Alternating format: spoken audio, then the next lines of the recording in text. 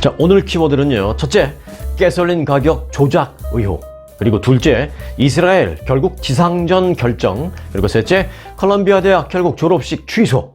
넷째, 트럼프 또 벌금 부과. 그리고 다섯 번째, 김정은의 기쁨조. 이렇게 순서로 전해드리겠습니다. 자, 바로 갑니다. 첫 번째 키워드, 가솔린 가격 조작 의혹입니다. 기름값이, 미국에서 이제 가솔린 값이, 미국의 이 가솔린 값이 왜 이렇게 떨어지질 않고 계속 비싼 거지? 라고 의아스러워 했었는데요. 그 이유가 어느 정도 밝혀졌습니다. 미국의 그 석유 관련 기업이 사우디아라비아 주축인 그 오페크라고 하죠. 석유 수출국 기구. 이 오페크와 내통을 했다라는 의혹이 제기됐습니다. 이 오페크와 정보를 교환하면서 석유 생산량을 적절히 조정해서 유가를 밀어 올렸다라는 얘기입니다. 그러니까 예를 들어서 가솔린 가격이 조금 떨어질만 하면 그 석유 생산량을 좀 줄이자라고 서로 은밀하게 거래하는 것이죠. 은밀하게 그 내통하는 것이죠. 우리도 좀 줄일 테니까 너희도 좀 줄여. 우리 줄이는데 니네 막 혼자서 막 생산해서 팔 생각하지 말고 우리 다 같이 적당히 좀 줄이자. 이래서 공급을 살짝 같이 이렇게 내통을 해서 줄여 놓으면 가격이 올라갈 수밖에 없으니까 그렇게 했다는 것입니다. 연방거래위원회 FTC가 이 엑선모빌과 이 파이오니어라는 회사의 그 M&A가 앞으로 있으려고 이제 정부에다가 우리 이렇게 M&A 인수합병 할 거예요라고 이제 올렸는데 그렇게 되면 연방정부가 이제 이 M&A가 과연 가능한지 안 가능한지 조사를 하잖아요. 왜냐하면 이 회사와 이 회사가 합병을 하면서 어떤 독점적인 위치를 갖게 되면 소비자에게 피해가 가니까 연방정부가 그런 걸 조사해서 허락을 해줄 수도 있고 안 해줄 수도 있고 합니다. 그래서 이제 엑선모빌이 파이오니어라는 회사를 인수합병하겠다라고 이것에 대해서 허가를 해주세요라고 했는데 그래서 이제 허가를 해줘야 되는지 말아야 되는지 조사를 하는 그 과정에서 이 같은 혐의가 포착됐다라는 것입니다. 이 혐의가 사실로 밝혀질 경우에는요, 이 물가를 안정시키려고 애쓰는 그 바이든 대통령 선거를 앞두고 물가를 안정시키려고 하는 이 바이든 대통령과 그리고 현 그 행정부에 큰 충격이 될 수도 있을 전망입니다. 뭐 정부의 충격은 충격이지만 소비자로서 우리들의 충격도 만만치 않습니다. 배신감, 실망감 이런 게 있습니다. 자, 연방거래위원회 FTC 발표에 따르면 2020년 팬데믹으로 유가가 많이 떨어졌습니다. 그때. 왜냐하면 공급은 팬데믹 전에도 똑같이 있었는데 팬데믹 전에 있었던 공급하고 거의 같은 수준으로 공급이 이루어지는데 뭐 팬데믹을 미리 예측하고 공급을 확 미리 줄이진 않았으니까. 그런데 사람들이 그때 뭐예요? 다 못 나가고 집에 있었잖아요. 그러니까 수요가 뚝 떨어지니까 가격이 이제 떨어졌었는데, 폭락했었는데, 그러자 미국의 대형 셰일 가스 기업 그리고 석유 관련 기업인 파이오니어의 그 셰필드 CEO라고 하셨습니다. 지금은 아닌데 그때 그 셰필드 전 CEO가 석유 수출국 기구 오페크와 그리고 러시아 쪽과 연결을 해서 연락을 해서 원유 생산을 우리 다 같이 좀 줄이자라고 했다라는 것입니다. 발표에 따르면 셰필드 전 CEO는 문자 메시지를 보낸 적도 있었고 뭐 대면 회의에서도 노골적으로 그런 말을 한 적도 있었고 등등등을 통해서 미국 내 셰일가스 생산 기업들과 석유 생산국 오페크와의 은밀한 조율을 하면서 이거 불법입니다. 은밀한 조율을 하면서 석유 생산량을 같이 감산하는 등의 모의를 했다라는 것입니다. 가솔린 가격이 왜 이렇게 자꾸 내려가지 않고 더 비싸지지? 라고 생각을 여러 번 하면서 의아했었는데 그게 좀 풀리는 순간입니다. 미국의 석유 기업과 결국 사우디 등 산유국이 내통을 하면서 생산량 조정을 통해서 가격을 끌어올린 것이 밝혀진 것입니다. 일단은 지금 뭐 의혹이긴 합니다만은 자, 이제 이 사실을 밝혀낸 미국 정부가 얼마나 의지를 갖고 이 사안을 구체적으로 공정하게 조사를 할지가 관건입니다. 두고 볼 일입니다. 어떤 결과가 나올지 좀 지금으로서는 의혹 자체만으로도 충격인데 자, 어떤 조사 결과가 나올지 조사 결과가 발표되면 여러분들에게 또 바로 전해드리겠습니다. 구독 누르시고 함께 해주시기 바라겠습니다. 자, 두 번째 키워드, 이스라엘 결국 지상전 결정입니다. 안타까운 소식이죠. 이스라엘이 하마스의 휴전 거부로 가자 최남단 도시 라파라는 지역을 공격할 수밖에 없다라는 입장을 미국 측에 통보했다고 합니다. 어제요. 자, 이스라엘군은 그 라파에 머무는 그래서 약 140만 명 민간인들이 지금 다 라파로 피난 가 있잖아요. 그러니까 옛날에 한국 그 6.25 전쟁 때로 따진다면 부산에 다 서울 사람서부터 전부 다 부산에 피난 가 있고 그랬잖아요. 그런 식으로 지금 전부 다 라파라는 지역으로 다 피난 가 있습니다. 그 사람들이 약 140만 명. 그 민간인들에게 이스라엘이 어제부터 대피하라라는 권고를 시작했다고 합니다. 곧 우리의 지상군 공격이 시작될 터이니 민간인들은 대피하시오라는 그 권고를 시작했습니다. 이스라엘군은 라파 등 그 동부 지역에 있는 그리고 남부 지역에 있는 피난민들에게 해안 쪽 안전지대로 대피하라라고 지금 권고 방송을 계속하고 있다고 합니다. 전단지도 뿌리고요. 또 전화 등을 통해서도 계속 대피 정보를 알리기 시작했다라고 합니다. 그곳에 있는 민간인들이 얼마나 지금 무섭겠습니까? 그러니까 대피를 하기는 해야 될 텐데 또는 어떤 상황에서는 대피할 수 없는 상황도 있잖아요. 집안에 꼼짝 못하는 환자가 있다든지 거동이 불편한 고령자가 있다든지 이런 상황에선 대피해야 되는 걸 알면서도 대피를 못하는 사람들도 있을 텐데 얼마나 지금 무섭겠습니까? 자, 하마스는요, 휴전과 관련된 그 어떤 조건으로 내건 게 뭐냐면 이스라엘군의 완전 철수 그리고 완전 종전 이걸 요구했습니다. 그러나 이제 이스라엘의 네탄야후 총리는 우리는 이 요구를 절대로 받아들일 수 없다라는 입장을 밝힌 뒤에 결국 라파에 대한 지상전을 할 수밖에 없습니다라고 미국에 어제 통보했다라는 것입니다. 언제 하겠다는 얘기는 아직 없기 때문에 지금부터 미국이 또 물밑 작전 계속 물밑으로 압력을 가해야죠. 지상전을 좀 늦추라고 하든지 아니면 늦추라고 하면서 피난민이 더 좀 안전한 곳으로 옮겨갈 수 있도록 그렇게 시간을 좀 끌어주든지 미국이 아니면 아예 좀 못하게 하든지 아니면 하더라도 이 이상 그 과격한 공격은 안 돼. 요 정도까지만 하고 핀셋 작전으로 하마스 조직원을 제거하는 그 작전만 해야지 마구잡이 폭격은 안 된다. 이런 식으로 미국이 지금부터 며칠 사이에 하루 이틀 사이에 계속 좀 물밑에서 좀 조율을 할 것으로 보입니다. 미국의 조율이 좀 효과가 있었으면 좋겠다라는 생각입니다. 자, 세 번째 키워드입니다. 콜롬비아 대학 결국 졸업식 취소입니다. 이 콜롬비아 대학의 졸업식 취소가 왜 중요하냐면 이 콜롬비아 대학이 이번 미국 대학가 시위의 그 진원지이기 때문입니다. 상징적인 의미가 있죠. 미국 내 대학 캠퍼스 반전 시위의 진원지인 뉴욕 그 콜롬비아 대학교가 안전상의 이유로 결국은 오는 15일로 예정됐던 대학교 전체 차원의 공식 졸업식 행사를 취소했습니다. 콜롬비아 대학은 어제 성명을 내고요. 학생들의 의견을 수렴해 본 결과 올해 졸업식 행사의 중심을 오는 15일 예정됐던 콜롬비아 대학 전체 차원의 행사보다는 단과대학 차원의 행사로 하는 게 바람직하겠다라는 결정을 내렸다라고 밝혔습니다. 이에 따라서 콜롬비아 대학은 졸업주간인 오는 10일부터 그 16일 사이에 걸쳐서 개별 단과대학별로 각각 졸업식을 주관한다고 합니다. 단과대학 졸업 행사 장소도 이 캠퍼스 내부에서 하려고 했는데 캠퍼스 내부 대신 외부에 있는 대학 운동장으로 옮겨서 개최하기로 했다는 소식입니다. 대학가의 반전 시위가 확산되고 있는 가운데 다른 일부 대학들도 공식 졸업 행사를 취소한 곳이 많이 있죠. 격렬한 반전 시위로 한 100여 명이 이미 체포된 그 USC, 유명한 명문 사립대 USC는 이 거센 시위가 지속되면서 공식 졸업 행사를 취소한다라고 이미 밝힌 바 있습니다. 그리고 일부 대학에서는 졸업식을 했는데 졸업 행사 도중에 반전 시위가 발생했습니다. 막 반전 구호도 외치고 반전 구호를 이쪽에서 학생들을 졸업식에 참석한 학생들이 반전 구호를 막 일어나서 외치고 하니까 이쪽에서는 또 그 반전 구호에 반대되는 구호를 외치거나 아니면 그냥 특별한 의미 없이 저 사람들 좀 시끄럽다라는 것을 표출하기 위해서 USA 이거를 외치는 좀 반대되는 마음에 그런 학생들이 서로 대립하는 그런 참 보기 힘든 볼상사나운 좀 보기 너무 안타까운 그런 졸업식이 있었던 것도 사실입니다. 자, 네 번째 키워드로 빨리 가겠습니다. 트럼프 또 벌금 부과입니다. 성추문 입막음 돈 의혹으로 형사재판을 받고 있는 트럼프 전 대통령이 증인이나 배심원을 비방하지 말라라는 그 판사의 함구령을 또 위반해서 벌금을 또 부과받았습니다.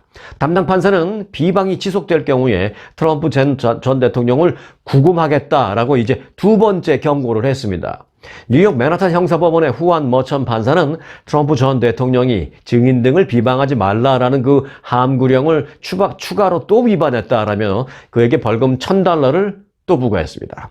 트럼프 전 대통령이 한 매체와의 인터뷰에서 한 말 때문인데요. 이번 재판의 그 배심원단을 향해서 그 배심원단 그자들 전부 거의 다 대부분 민주당원입니다. 공정할 리가 없습니다. 공정하지 못한 상황입니다 하고 배심원을 막 비난했어요. 그게 즉 문제가 된 것입니다. 트럼프 전 대통령이 함구령 위반으로 벌금을 부과받은 것은 아시다시피 이번이 두 번째입니다. 머천 판사는 지난달 30일 트럼프 전 대통령이 그 SNS에 글을 올려서 총 9차례에 걸쳐서 증인 그리고 배심원들을 공격한 사실이 인정된다라면서 한 사안당 $1,000불씩 모두 9개의 사례니까 모두 $9,000를 그때 부과한 바 있습니다. 그렇게 $9,000 벌금을 부과하면서 판사가 뭐랬어요? 함구령 위반이 더 반복되면 필요시에 수감시킬 수도 있다라고 그때 1차 경고를 한 바 있지 않습니까? 그런데 이번에 또 위반이 확정된 거예요. 그래서 바로 이제 경고한 대로 이번에 바로 수감까지는 아니고 한 번만 더 봐줄게요. 한 번만 더 봐줄게. 이번에 한 번만 더 벌금 부과합니다. 하지만 다음번에는 벌금 부과 없습니다. 다음번에 또 위반하면 바로 수감시키겠습니다. 그렇게 말했습니다. 머천 판사는 이번 벌금 부과를 결정하면서 피고인석에 앉아있는 그 트럼프 전 대통령을 향해서 이제 벌금 부과는 이게 마지막입니다. 앞으로 한 번만 더 그런 함구령을 위반할 경우에는 다음번에는 벌금이 아닌 구금을 바로 하겠습니다라고 경고를 했습니다. 그럼 머천 판사가 발언하는 동안 트럼프 전 대통령은 머천 판사를 바라보면서 눈을 깜빡하면서 그를 응시하다가 판사의 발언이 끝나자 고개를 절레절레 가로짓는 그런 모습을 보이기도 했습니다. 참고로요, 잠시 그 바이든 대통령과 트럼프 전 대통령 이 두 사람의 지금 현재 지지율이 도대체 어떻게 될까 좀 잠시 보겠습니다. 잠깐만 짜투리 뉴스를 전해드리겠습니다. 자, 6개월 앞으로 다가온 미국 대선 여론조사 바이든 대통령과 트럼프 전 대통령 박빙 양상을 지금 보이고 있습니다. USA Today가 지난주에 막 실시한 그 여론조사에서요, 바이든과 트럼프는 나란히 박빙도 아니고요, 37대 37 동률을 이뤘습니다. 같은 그 기관의 지난 1월에 있었던 조사에서는 트럼프 전 대통령이 3%포인트 앞섰었지만 이번 조사에서는 바이든 대통령이 따라붙은 것입니다. 바이든 대통령은 중도층과 흑인 유권자층에서 이 세를 많이 확장한 것으로 파악이 되었습니다.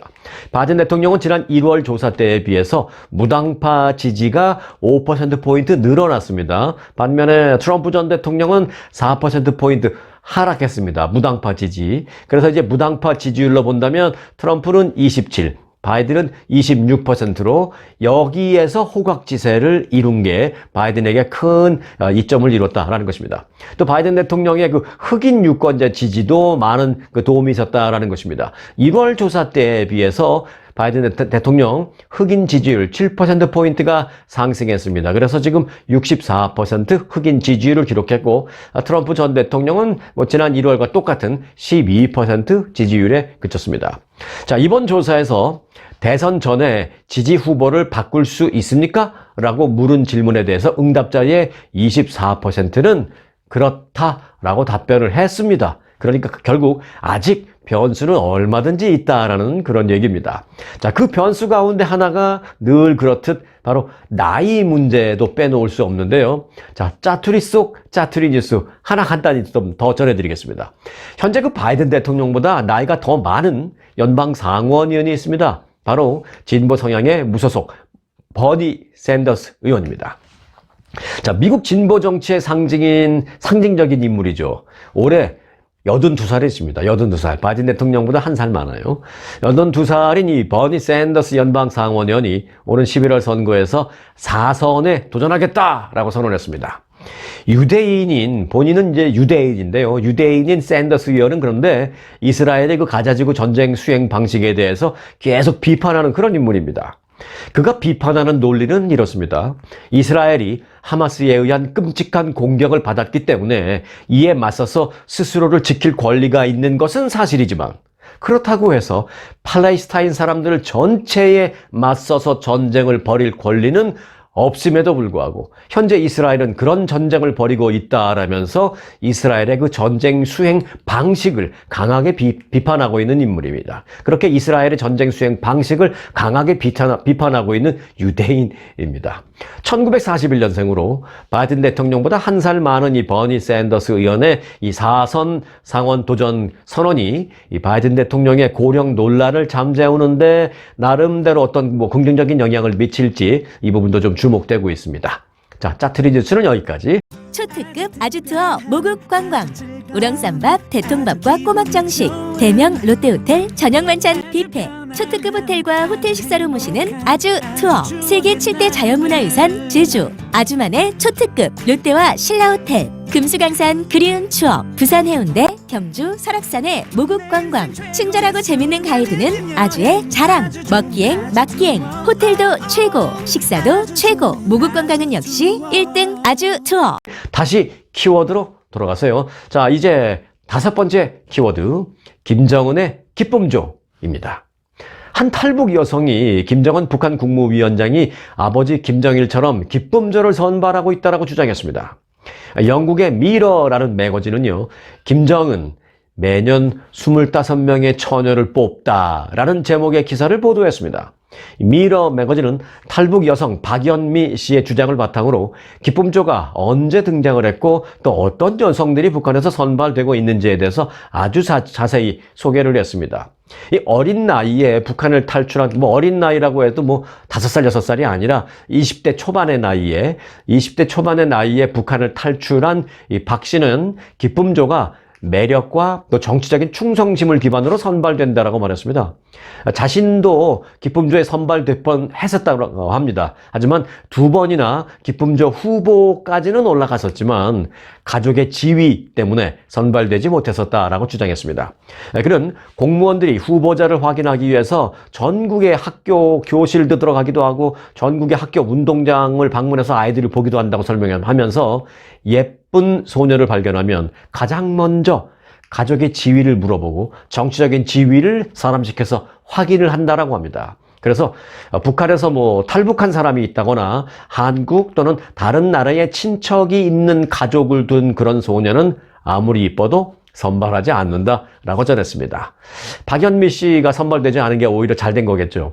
박연미 씨는 할아버지와 아버지 그리고 김정은으로 이렇게 이어지는 그 세 남자의 선호하는 여성의 취향이 달라서 기쁨조 팀 구성도 달라지고 있다라고 말했습니다. 예를 들어서 지금 김정은의 아버지인 김정일은 키가 작아서 160 조금 넘었다고 해요, 김정일은. 그래서 이제 여성들을 선호하는 게 너무 크지 않은 여성을 좋아했다고 하고요. 지금의 김정은은 날씬하고 서구적인 여성을 선호한다라고 합니다. 자기가 뚱뚱해서 그런가? 하여간 날씬하고 서구적인 그런 여성을 선호한다라고 전했습니다. 박연미 씨는 기쁨조가 되는 것을 어떤 그 굶주림에서 탈출하기 위한 수단으로 다들 생각하고 있다라고 말하고 있습니다. 그리고 본인도 한번 기쁨조가 될 뻔했지만 대부분의 이제 기쁨조 여성들은 20대 중반이 되면 기쁨조에서 이제 나가게 된다고 합니다. 그래서 20대 중반이 된 기쁨조는 보통 팀에서 나가서 결혼을 하게 되는데 누구랑 결혼하느냐? 김정은 최고 지도자, 그러니까 지금으로 보면 이제 김정은이죠. 김정은의 그 경호원들과 결혼을 하는 케이스가 많다라고 그렇게 얘기했습니다. 지금 김정은은 신세대라 그나마 기쁨조 같은 건 없나? 라고 생각을 했었는데 결국 그 놈이네요. 네. 자, 보너스 뉴스로 이어지겠습니다. 간추린 주요 뉴스로 전해드리겠습니다. 이 반려동물을 기르는 지금 반려 가구가 뭐 한국이든 미국이든 굉장히 많잖아요. 그렇게 반려동물을 키우는 가구들이 늘면서 일부 레스토랑들이요, 반려동물 전용 메뉴를 내놓고 있는 곳이 많이 있습니다. 오늘 소개해드릴 것은 이제 특별히 한 가지인데요. 스타벅스를 예로 들면, 스타벅스 이거 좋은 굿 팁이 될 겁니다. 스타벅스에는요, 반려견을 위한 퍼푸치노라는 메뉴가 있습니다. 퍼피라는 그 강아지를 뜻하는 퍼피랑 카푸치노의 합성어입니다. 퍼푸치노가 있습니다. 메뉴판에는 없습니다. 그런데요, 퍼푸치노 줄 수 있냐라고 이제 물어보면 주는 매장이 많이 있습니다. 뭐 때에 따라서 준비가 안 되면 못 주겠지만 퍼푸치노를 달라고 주문을 하면 컵에 휘핑크림을 가득 채워서 줍니다. 별건 아니죠. 가격은 무료입니다. 그래서 별건 아니죠. 휘핑크림 줘서 무료 그냥 줍니다. 컵 사이즈는 뭐 매장에 따라서 조금 큰 데도 있고 좀 작은 데도 있고 좀 다릅니다. 또 일부 매장의 경우에는 휘핑크림 위에 바닐라 시럽을 뭐 뿌려서 이렇게 친절하게 그렇게 제공해 주기도 합니다. 다만 그런데 이 퍼푸치노는요, 우유로 만들어졌기 때문에 유당을 분해할 수 있는 소화 효소가 없는 그런 반려동물이 과하게 섭취하면 의외로 이제 설사나 구토를 심하게 할 수도 있기 때문에 휘핑크림 공짜로 얻었다고 강아지나 고양이한테 마구 그냥 먹이면 안 됩니다. 원래 강아지들한테는 그 개 사료로 나온 거 외에 뭐 우리 이 사람이 먹는 거 주면 사실 좀 안 돼요. 그러나 이제 예를 들면 그렇다는 것입니다. 공짜로 받았으니까 기분 좋다고 이제 먹을 수도 있겠죠. 그러나 강아지도 사람과 똑같이 유당을 분해할 수 있는 효소가 없는 강아지들이 있으니까 조심해야 한다라는 그런 팁도 있습니다. 자, 프랑스로 가볼까요? 프랑스가 이탈리아에게 뺏겼던 세계에서 가장 긴 바게트 기록을 5년 만에 되찾아왔다는 소식입니다.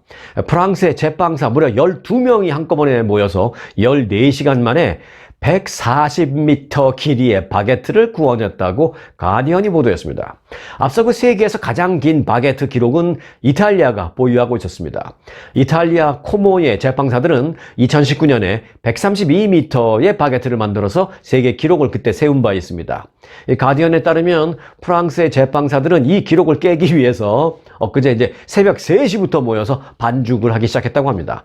그 기록을 인정받으려면 그런데 최소 5cm 두께로 이제 바게트를 구워야 되는데 굽는 데야만 밤새 14시간이 넘게 걸렸다라고 합니다. 한편 이제 프랑스에서는 바게트가 얼마나 많이 팔리냐? 1초에 320개 가량의 바게트가 판매된다라는 것입니다. 전국에서 똑딱 하면 320개 팔린 거예요, 바게트가. 정말 프랑스를 대표하는 국민빵이 바게트죠. 그렇지만 이제 프랑스는 세계에서 가장 긴 바게트 타이틀을 지난 2015년 그리고 다시 찾아왔다가 다시 또 2019년 이렇게 두 차례 이탈리아에 뺏긴 적이 있으면서 자존심을 구겼는데 5년 만에 이번에 프랑스가 다시 그 기록을 갖고 왔다라는 것입니다. 세계 기록을 탈환한 이 140m짜리 바게트는 잘게 잘라져서 그 슈렌이라는 지역의 그 주민들에게 나누어졌다라는 후문입니다.